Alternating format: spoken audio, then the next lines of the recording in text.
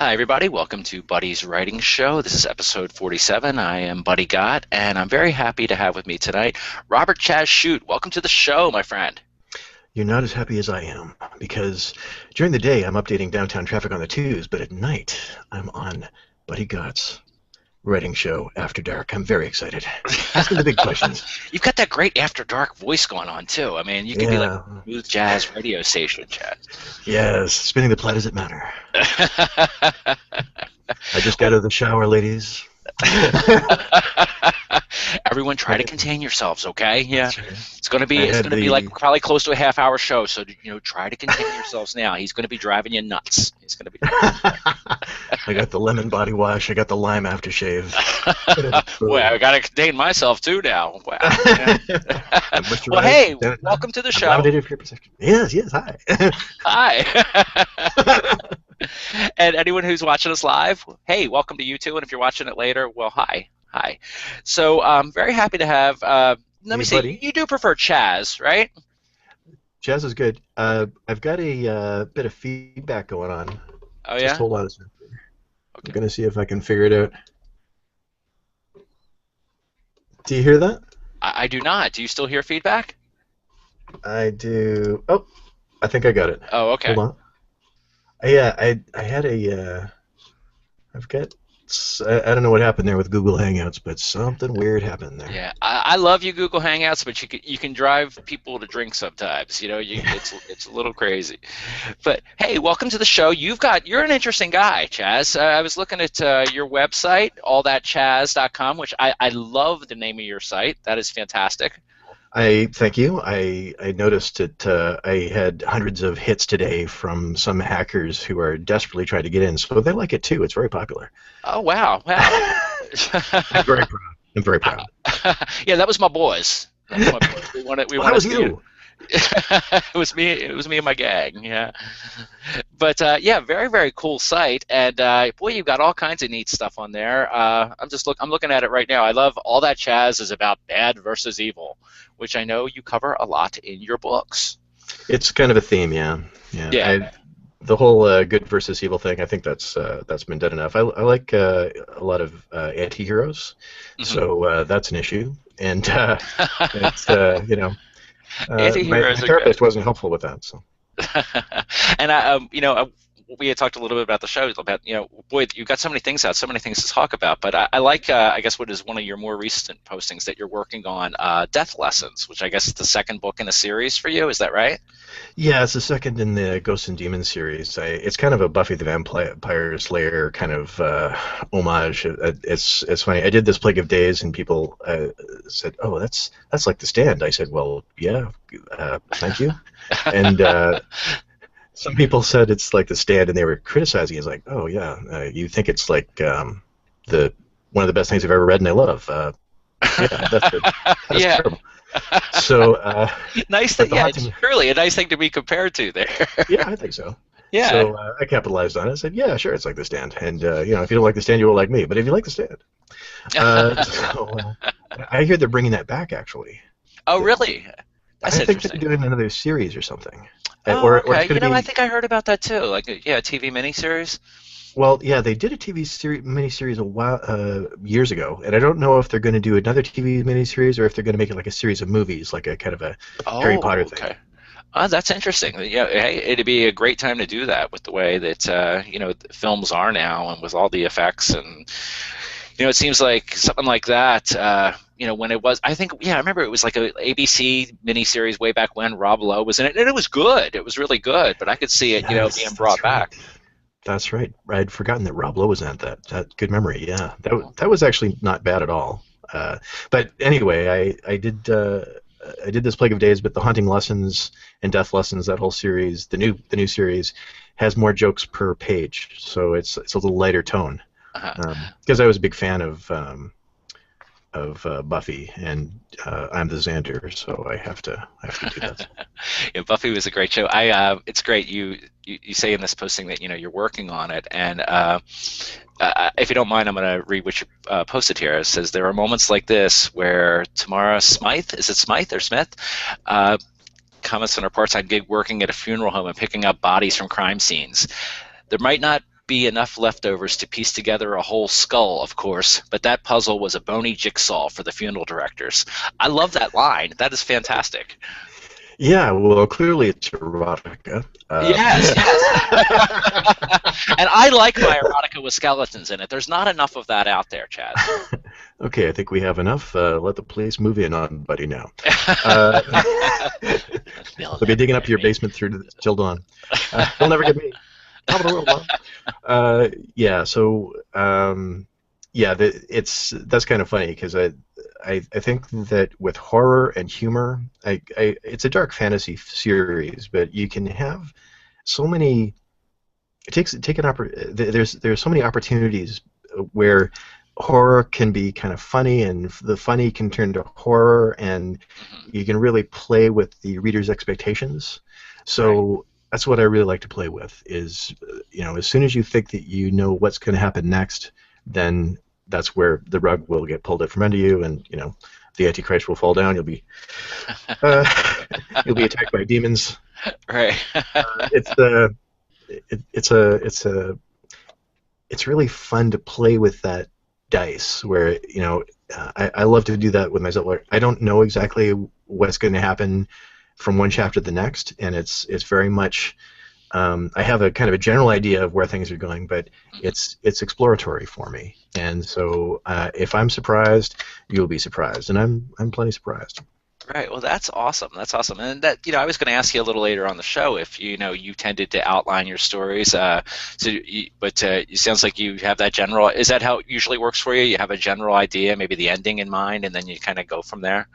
Well, with this Plague of Days, I remember I did an outline of one sentence per chapter because it's over 300,000 words, and it was just way too big, this epic saga that I could easily see I could lose 50 pages. It's a terrible, terrible feeling when you write your way down a corridor and you realize, oh, this evolutionary pathway just died. This dinosaur is not going to make it. Right. Oh, that is, I've been there. That is a terrible feeling. Yeah, so you have to backfill. You have to go way back and go, oh, where did I lose the thread? Right. So with something that's that long, I definitely had to do a bit of an outline. But with my crime novels, I knew the first line, and I knew what the last line was going to be. Oh, wow. And after that, it was just go. And I wrote each of those in about 3 months, I think. And it was once you get going where there's this kind of momentum that goes from one chapter to the next, where there were nights where I would finish a chapter and go, I have no idea how I'm going to get my Cuban assassin out of this problem. Right. And I'm going to sleep on it, and when I wake up in the morning, I will get it. And I did.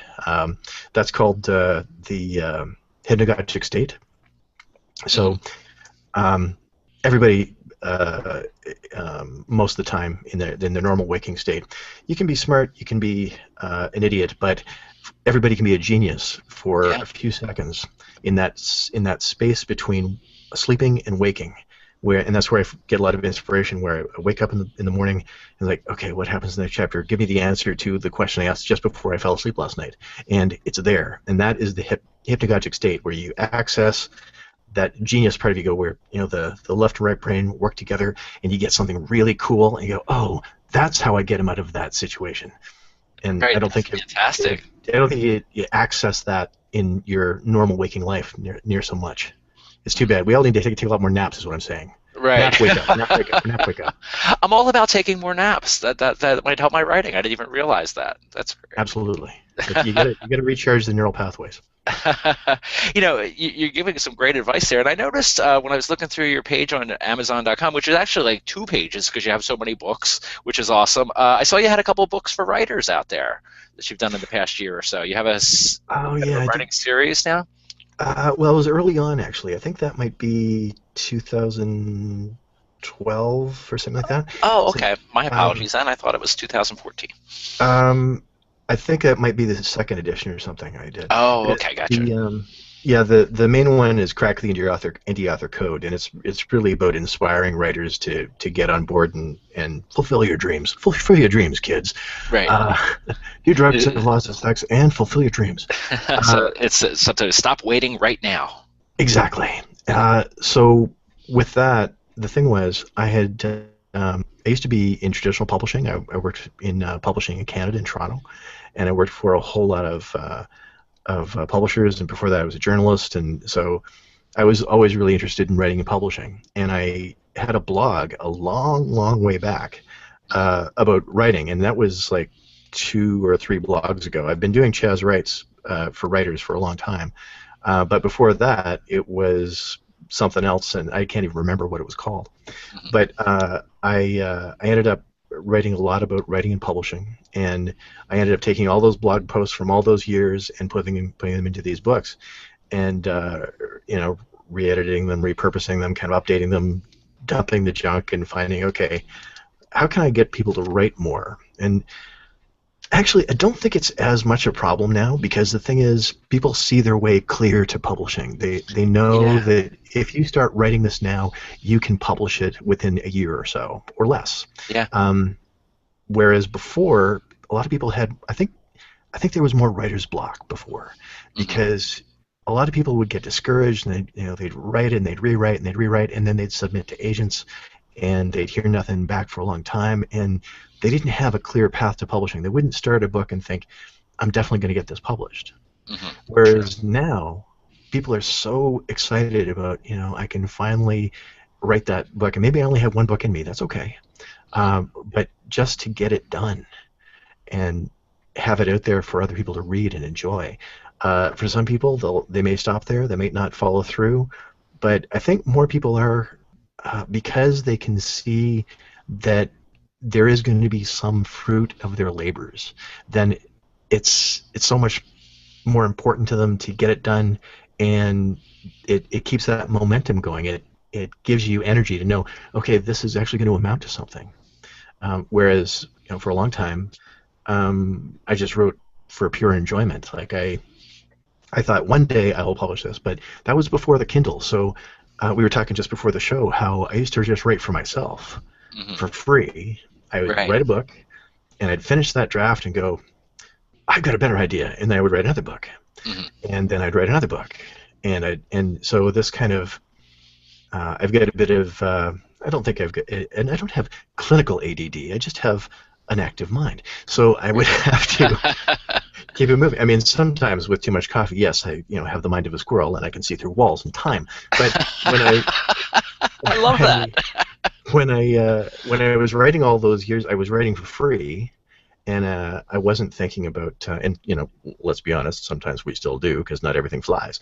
But I just wrote a time travel book last fall that hasn't seen the light of day and may not, because I read through and go, this is just way too complicated. Like, I've got 3 different kinds of time travel happening in this book, and I don't know if people are going to really grok that. So I need a flow chart. I need to rewrite this, and I've got another idea for another book. Bang, let's go do that. So squirrel mind.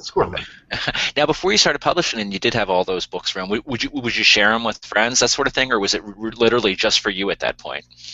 It was literally for me. I would go to the coffee shop, and I would write and be a cliche, and I would right away I had some kind of vague idea that I would put it, but the thing is, since I had worked in traditional publishing, I knew that that's a lottery system where it's not that it's bad, it's that your odds of an agent saying yes, or somebody, there's only so many agents for so many genres, and of those agents, they get so many submissions, and of that group, they will accept 1, maybe 2 new clients a year.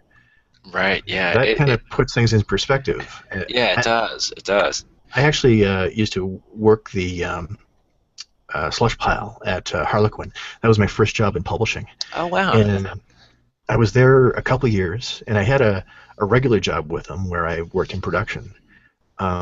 But they had me evaluate manuscripts as well. So for $50 a pop, I would read through these manuscripts and write a synopsis and a critique and recommendation.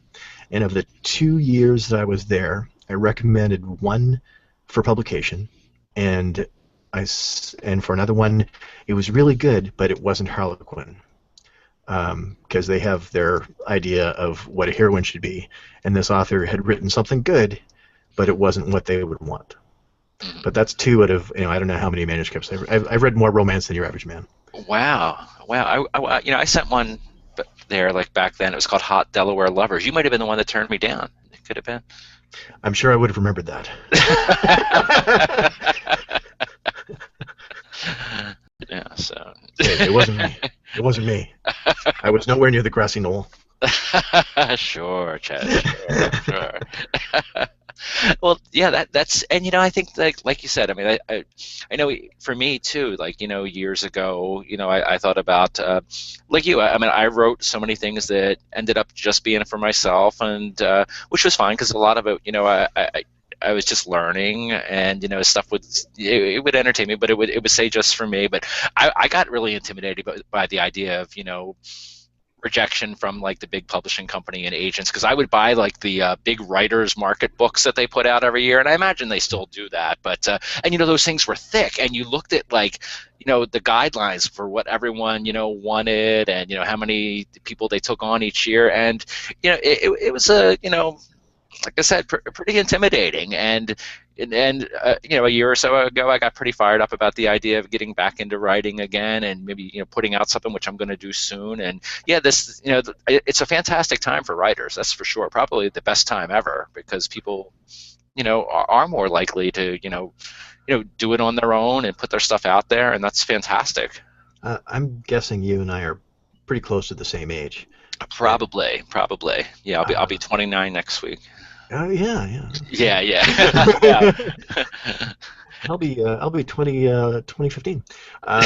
So with those guidelines, do you remember where so many of them? I don't think they have them anymore. They wouldn't dare, probably most of them, but they would say stuff like no simultaneous submissions. Right. Yeah. And if you actually did the math and followed that rule, it would work out okay if you were immortal. Exactly. You have no simultaneous submissions, but then they said, it would take so many months to maybe even, get back to you. If they got back to you. Yeah, if they got back to you. So boy, it's a good thing times have changed. They really have. It's all these newfangled contraptions. I like it. Yeah, I do too. But you have so many books to talk about. Let's talk about. You have a few different series out, and I think you had mentioned, or maybe it was just in my head, because a lot of things go on in my head when people don't actually say them. Because I got some problems, Chazz. But the Hitman series. You have a series out, the Hitman series. Can you tell us a little bit about that? Because I love Hitman type stuff. Oh well, you'll love Jesus Diaz. I wrote 3 books so far. I've got 5 planned in the series. It's Bigger Than Jesus, Higher Than Jesus, and Hollywood Jesus. Oh, great titles. Well, it's funny. I was at a book fair and this guy walked up to me and he said, "Bigger than Jesus," and I said, "It's actually bigger than Jesus because he's a Cuban assassin." And the guy said, "Do you suppose that most people you know would read that and think Jesus?" And I said, I won't say what I actually said, but what I will say to you was, "Yes, sir, every freaking one of them." So he scurried away. It's good to make people scurry away. Yeah, but the thing is, what I love about the series is it has really heartfelt moments. It's not an unserious book, or they aren't unserious books, but they deal with addiction and horrific childhoods and everything that I can relate to, because I have this thing about coffee and horrific childhoods, and but the thing is, I find them quite funny. So I got one of my favorite blurbs was wickedly real and violently funny. Claude Bouchard did a blurb for me, and I thought, yeah, that's awesome. That encapsulates it, because it does deal with some serious stuff, but it's basically this guy who does terrible things, but wants to stop and wants to get out of the mob, and every time he tries to get out, they pull him back in. So nice. But there's I think the other thing I really enjoy about it is it's there's a lot of clever violence to it. So it's not just kind of shoot, shoot, shoot, and there's a whole lot of stuff about how to break into your enemy's house and how to trap them in a car and how to escape a car that's underwater and Oh is wow, nice, yeah, nice. messing with explosives and stuff. So it's instruction for the whole family, really. Well, when I have children, I'm gonna like buy them for them and Yeah, then I'd suggest you move. away from the children. Yes. Yes, yes. Although there are some helpful tips in there on how to disappear as well. So I did a lot of research and hard living for that information. So I'm I glad that you bet you appreciate did. it. Yeah. Well, those sound really cool. And while you were talking about it, reminded me of. Are you familiar with the Hitman series from Lawrence Block? I've read some Lawrence Block. I don't think I've read that. Oh, okay, Oh, yeah. that's the guy he's a family guy, right? Well, he is towards the last couple books, but he starts out as like a hitman, and actually these started out as short stories that I think were in magazines like Playboy. I think Playboy was a regular place that they ran, and then he combined them.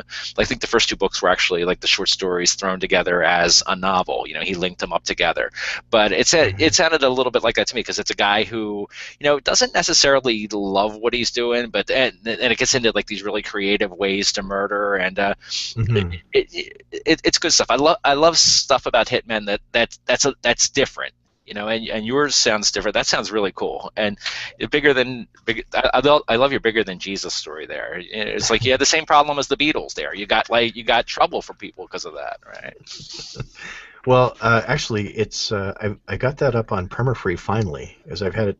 That's free, so people can go to anywhere and pick up "Bigger Than Jesus" by Robert Chazz Chute at whatever sales platform that you prefer, Amazon, Kobo, whatever, Apple, whatever. It's there, so go get it for free. Yeah, go get it for free. And I'm also going to have some links down at the bottom of the thing, like Oh, after the show, so people can.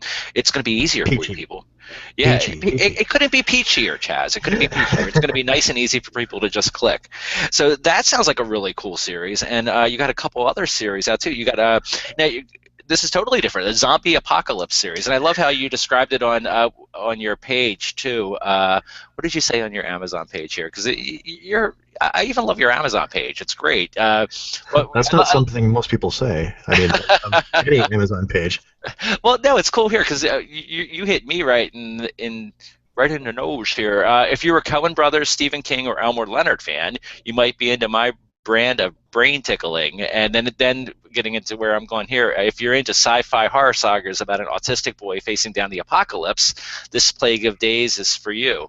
That sounds really. I assume that's the zombie apocalypse then.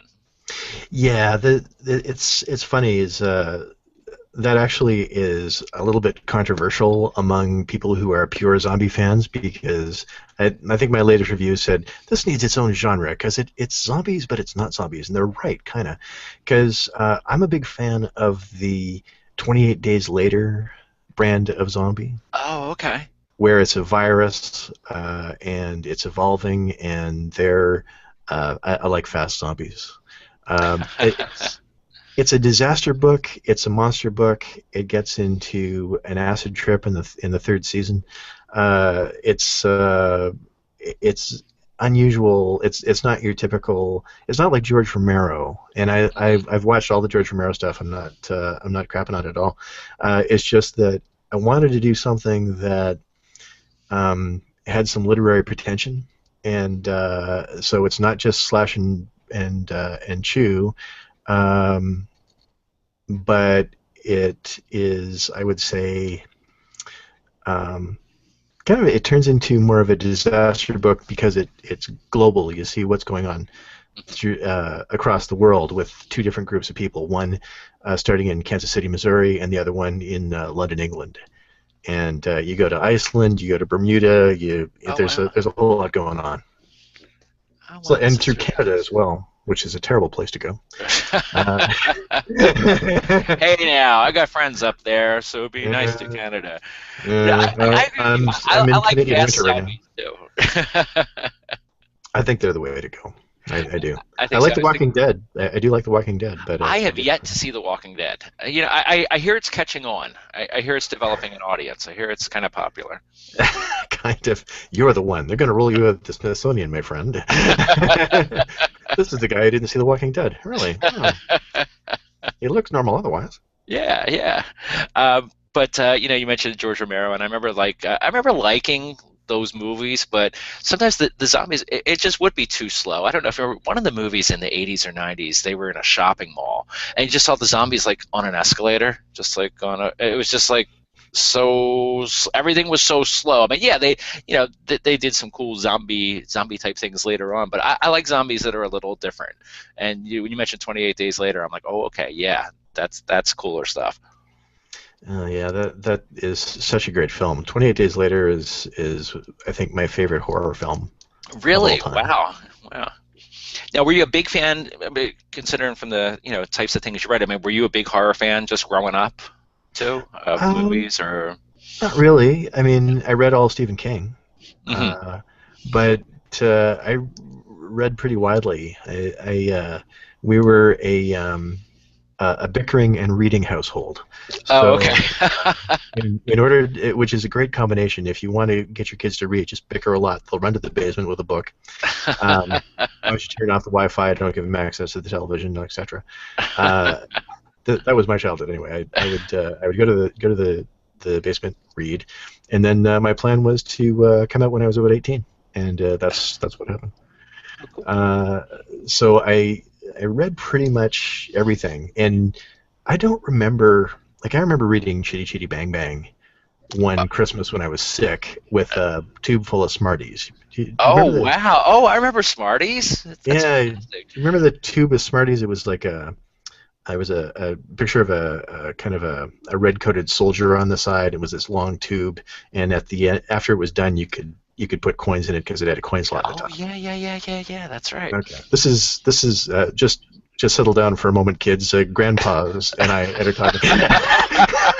Remember back in the day with tubes of Smarties, you'd When bring I them was a boy. upstairs. Yeah, because you didn't have the, cable and the Wi-Fi and all that. You had to read your books. Well, I remember Christmas where I read Chitty Chitty Bang Bang, and I remember reading Wind in the Willows. And after that, it jumps to, I think there was a very brief moment where I read Hardy Boys. Oh, Um, okay. and Wow. then after that, it was all adult books um, from really young. Hmm. And so I remember reading all of Stephen King, and I remember reading um, a lot of kind of serious, 50s and 60s stuff, and and all the Kurt Vonnegut except for one, I think. So that kind of stuff, I think, really influenced me because I actually got kind of a classical education, and then that's why I read books because otherwise, what would I do?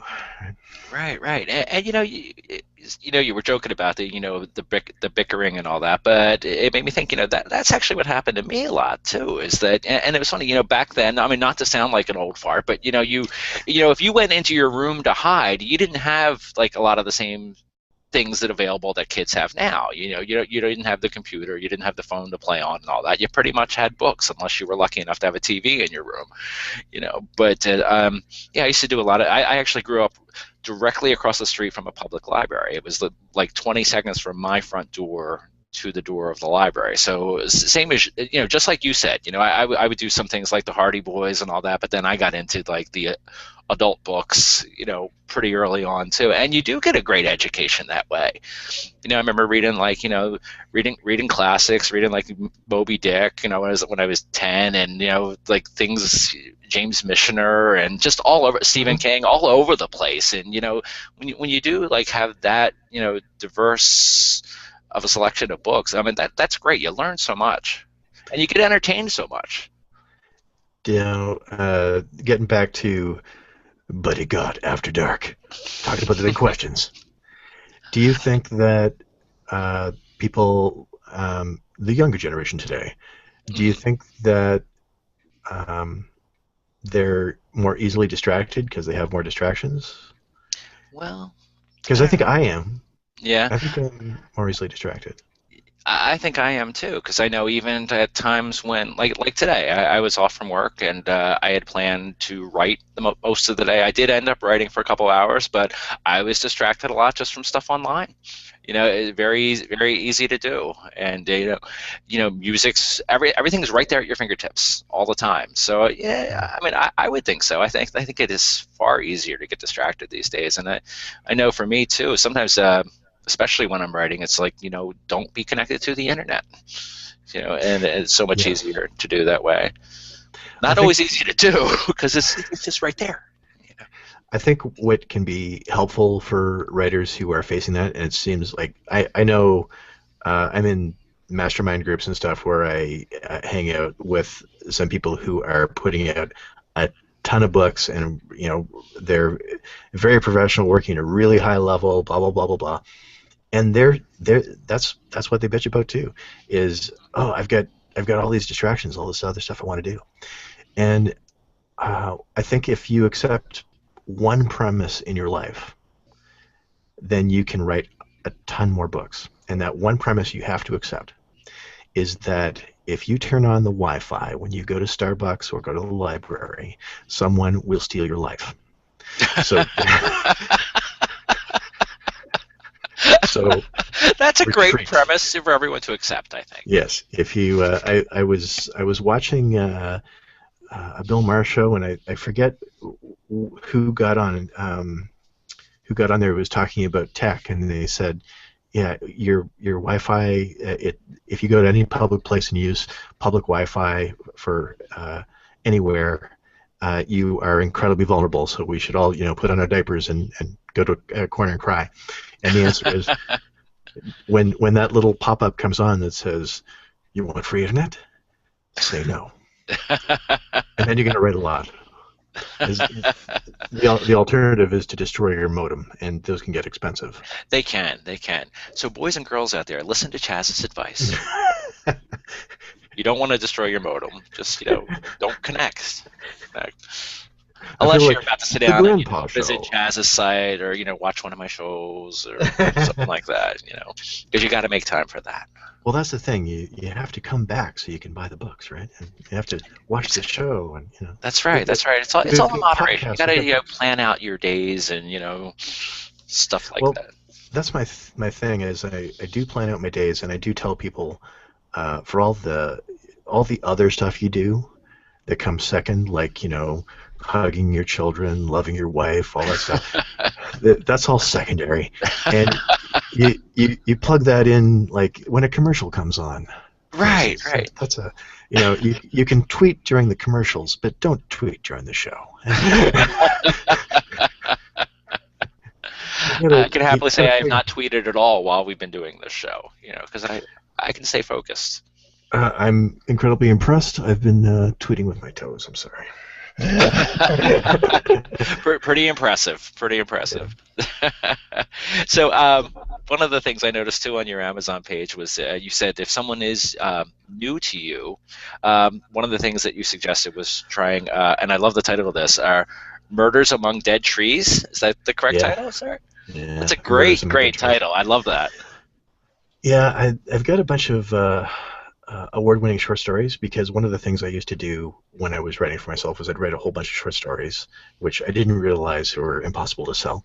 And I would send them into contests and stuff. So I got some writing contest winners in there, and I thought, well, it's got some writing contests. I've got these short stories. What do I do with them? I ended up putting a couple collections together. The other one's Self-Help for Stoners, and with those two books, well, especially with Murders Among Dead Trees, I put that up quite a while ago. I think it has some of my favorite short stories I've ever written in there, Oh wow. and it's got 5 reviews. Uh, Really? Wow. Short stories are a hard sell, man. Yeah. Yeah, they are. They It's are. some of my best work, and but something really good came out of that. Actually, it's kind of funny.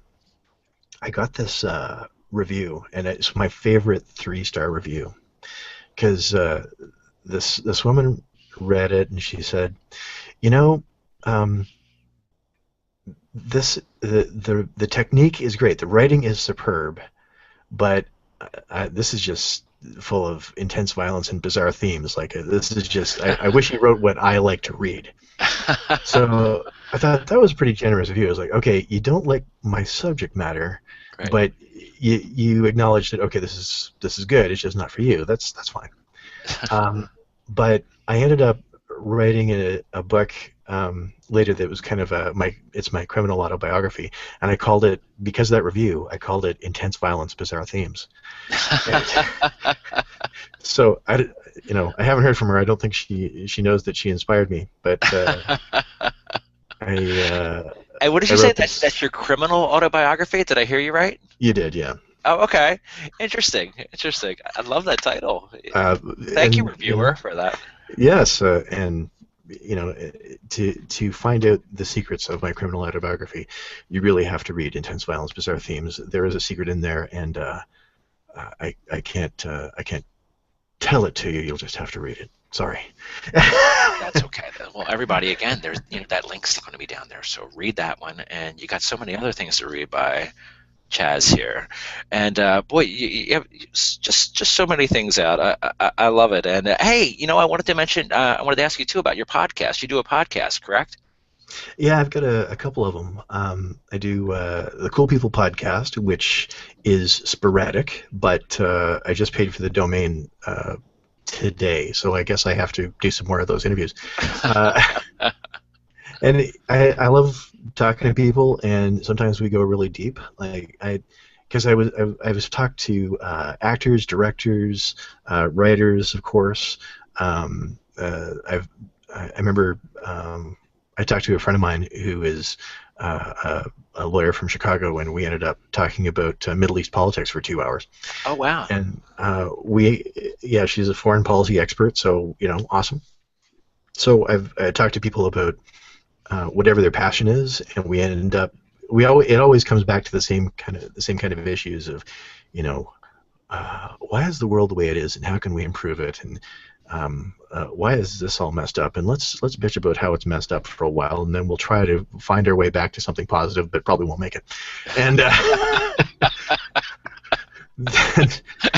we're all doomed. We're all doomed. We are. We Yeah, are. that's kind of a theme. So, but we have some great conversations about film and pop culture, and my latest one, I was just talking to a guy who needs a kidney.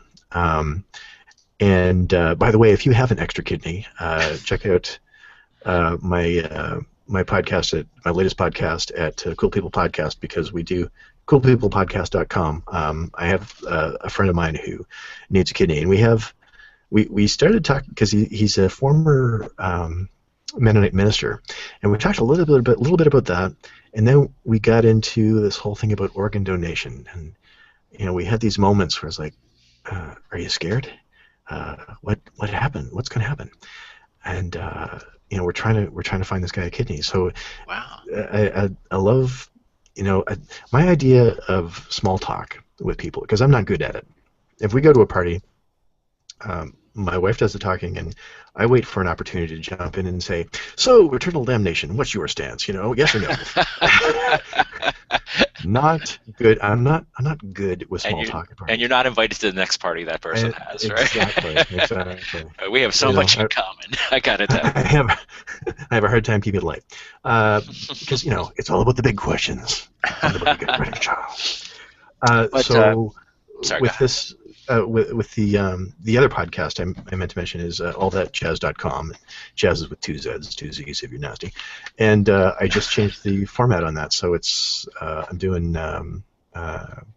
comedy bits really. I kind of went back to the roots because I was doing author readings, and I've got friends who are voice actors, and they do a really good job reading their own work, and I do a terrible job reading my own work. I know it.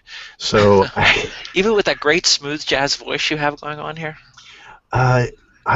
there's something. Well, this is the thing. This is off the top of my head. This is the squirrel mind. This is spin the planets of matter, moisturized, sanitized, and laminated for your protection. But when I'm reading my own work, I'm just reading. I'm just reading. Yeah, I'm just listening to. I was in Toronto, and I walked into this um, place on Bathurst, which has fantastic deals. And I picked up this box set of CDs. I think it has like 30 or 40 CDs in it. It Oh was wow. Game of Thrones. And I was listening to this Shakespearean actor doing all the voices. All the voices are different, a cast of thousands, and he's so selling it. He's doing such a good job. And I was listening to my podcast going, my God, I'm not there. I need to be back at home. So, I can do improv. I can crack jokes, and I can write it. But to be a voice actor, that uh, I need Sean Connery. It's just. Hey, that was pretty good. That was pretty good. You're very fair, Miss Moneypenny. But technically, I am Scottish and you are British, so naturally, I want your head Call up. me Miss Moneypenny. So, yeah, I wasn't happy with it. I needed to go back because when I started that podcast, it was just me having fun and doing comedy bits, and now I'm kind of back to that, and I'm keeping it short so I can do it weekly. So it's instead of this marathon. So left to my own devices, it's welcome to my weirdness. And when I do an interview with somebody, we go deep on the big questions. Right. Like, right. How do you dye that hair? Well, Chazz, my tip on that is, well, they both sound really really cool. Nope, so it's cool people. Is that what you're calling the one? Yeah, Cool People podcast and Cool People. all that jazz. Right, fantastic. I think the thing is with writers too often, like I don't sometimes. I mean, maybe it's because of the times we're in, because 2014, toward the end of 2014, sometimes some people are having a hard time with their writing careers right now, and they're a bit frustrated because of changes with algorithms and policies. And I got one guy on my left talking about affiliate links, and another guy talking about how to set up a consumer campaign, and we have to focus on all the marketing stuff that we need to do, sure, but I think some people are really forgetting the fun. Yeah, that's true. I need, like we were talking just before the show about, people who are tweeting at the same stuff all the time, or these Facebook groups where they're kind of relentless with you, and I don't sense that there's any fun. Like if you're not having fun, you can't communicate anything. Right, exactly, and you're not the only one that I've heard that from. So people very close to me who have been very, very active on social media, I'm hearing that from them, that they're really losing a lot of the fun of it now, because like you're absolutely right. I mean, there are things you need to do in terms of marketing and stuff like that, and you certainly want to have interactions with fellow writers and readers, but you got to have that fun. It can't all just be business, and buy my book from other people, and you gotta have that fun, and that's really cool about your show, just having conversations with people, not necessarily about writing, and just making it fun. Well, I think the other thing is to find that balance. So one of the smartest writers I know, and he's also one of the nicest, although he really tries to hide it, is Armand Rosamilia is a horror author who is a super sweet guy, and we talk a lot.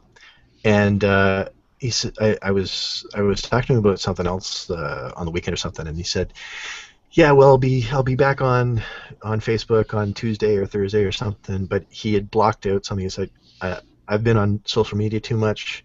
I've been working too much." And he was still, what he was going to do was just have pure writing days. And I thought, my God, that's a fantastic idea. So this week, I blocked off my week. So, I got to get the Subaru an oil change, and I had to return some library books, and I had to get a haircut, and doing the Buddy writing show, and I'm really happy about that. Because this is a nice antidote to the rest of the day, because the rest of the time is writing. Oh, well, thank you. And the hair looks great, by the way. Good haircut. No, thank you. You're welcome. Go ahead. So, just to have a social media fast, where you go, okay, I'm going to choose. And I think when you look at, it's like what we've done with television, where we choose our television now. Like, I remember a few years ago, there was a time where I planned my life around television. Like, it was must-see TV, and there Me was too. stuff that I wanted to see. Like, there was NYPD Blue and a couple of different Star Treks, I think, and um, Frasier and ER, and there was that, the 90s decade, I think it was the 90s. Yeah, yeah, the '90s. Yeah, you had some good TV back then.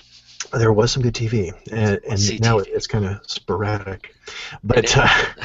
uh, but the thing is, once you have Netflix and you see an entire show without any commercials, you can't go back. Like, That's true. That's I, true.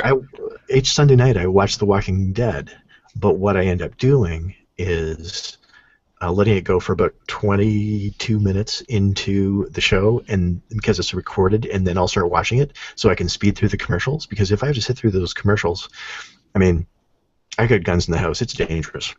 So, not really. I'm Canadian. Just kidding, guys. But There are no guns in Canada. no, we have No. butcher. We do have knife blocks, however.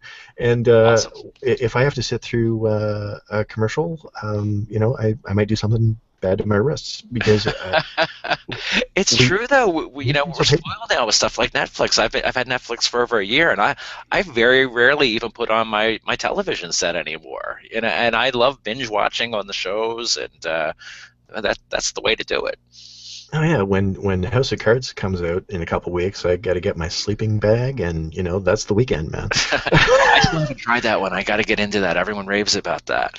But I wanted to touch upon what you said a minute ago about kind of like disconnecting from the internet. One thing my wife Lisa has done recently, she's been doing it for about a month, is she was having a lot of frustrations with stuff online too, and she set a rule for herself now. She at the end of her workday on Friday, 5 p.m., she disconnects from the internet. She doesn't go back until Monday.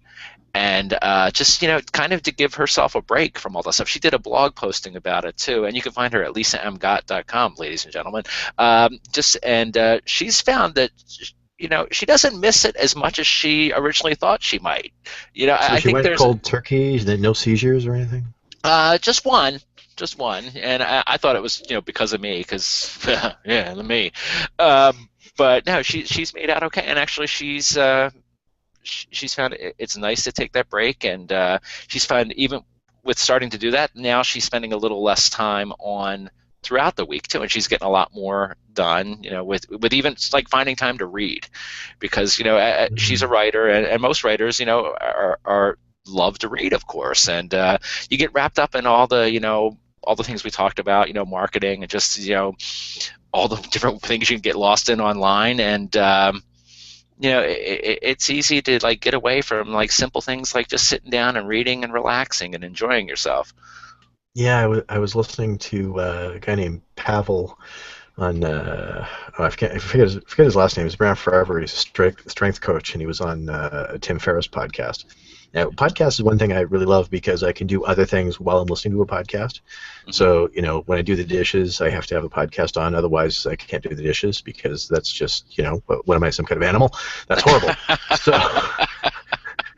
but if I have a distraction, it's okay. Right, Uh, right. Actually, I guess technically I am some primate. Yes, I am sort of an animal, but I'm not the sort of animal that enjoys doing dishes without a podcast. So I was listening to Tim Ferriss talk to this Russian strength coach, and he was talking about those Facebook people. I don't Oh, understand those Facebook people. And I thought, yeah, sometimes I am a Facebook person where you'll get. I think Armand calls it the rabbit hole, and that's I guess yeah, it is kind of, you get into this rabbit's warren of, oh, there's another link. Oh, there's another link. Oh, that's interesting. right. There was a funny one from College Humor or something like that, and it was this guy sitting in front of behind a desk, and he says, for the next 3 minutes, uh, I nothing's going to happen. Can you watch the entire 3 minutes? It might have been five, I don't know. But it was kind of funny because he was saying, it's kind of boring, isn't it? You should You used to tolerate this boredom, but now you want to click away. Have you clicked away? This is a challenge. Can you make the entire 4 minutes or whatever it was? And I thought, my God, this is right. It is a real challenge not to click away, click away, click away, click away. And so I sat through the entire thing, and I felt properly ashamed of myself because it was so hard. And then I thought, oh yes, that was cleansing, and now I am renewed, and I and my mind is clear. And oh, Paul Blart Mall Cop 2, I've got to click that link.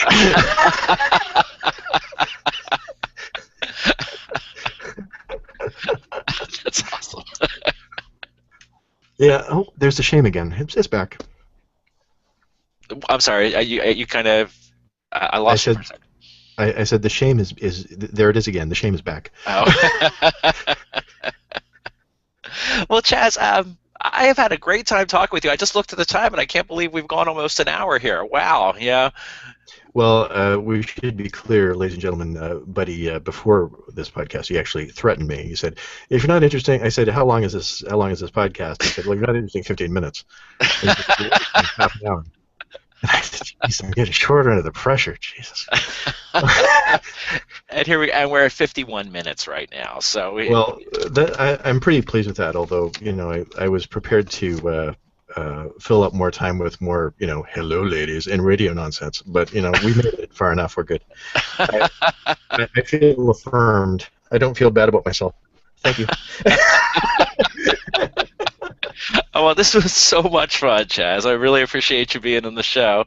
And you know what? I see. I'm going to bring up this one comment here. We had a live viewer here, and we have a live viewer. People are watching this crap. What? Yeah, I know. I've been saying that for 47 episodes. I'm like, people are really watching this now. But I say that about this my is great. own podcast too, by the way. What's that? I say that about my own podcast too. This is from someone. I hope I'm pronouncing your name right. Title Ashburn. This show is awesome. I have read several of Chazz's books and came to check it out. I will be back. It is great to find good shows about writing without messing with Blog Talk or iTunes because it always wants to take over my computer. So thank you so much for those kind words, and thank you so much for watching. I really appreciate that. And yeah, thank Title. Thank you so much for watching, Title. Thank you everyone else who's watched. And Chazz, thank you so much for being on the show. I had a great time talking with you. I'm immensely relieved. And I encourage everyone to check out Chazz's site. Like I said, you're at allthatchazz.com, correct, sir? Allthatchazz.com. 2 Z's if you're nasty. 2 Z's if you're not. That's great. And you can find information about his books there and his both podcasts they can link to on there, Chazz. Is that right? You said you have a separate domain for cool people? Yeah, if you go to allthatchazz.com, there it shows the network of all my various 97 blogs. Just click on Blogapalooza, or check out the podcast, or check the link for the free book, or check the affiliate links, or Squirrel Mind stuff. It's there. Allthatchazz.com. Click them all, folks. Click them all. And thank you so much for watching, everybody. Chazz, thank you again, and everyone, take care. Have a great night. See you soon. Good night, everybody. What a great voice, I'll tell you. One more. How about a good night, ladies, Chazz? Okay. Good night, ladies. There we go. Good night, ladies and guys. See ya. Yeah, we don't want to discriminate. No, never. Not on Buddy's Writing Show. Ciao, all.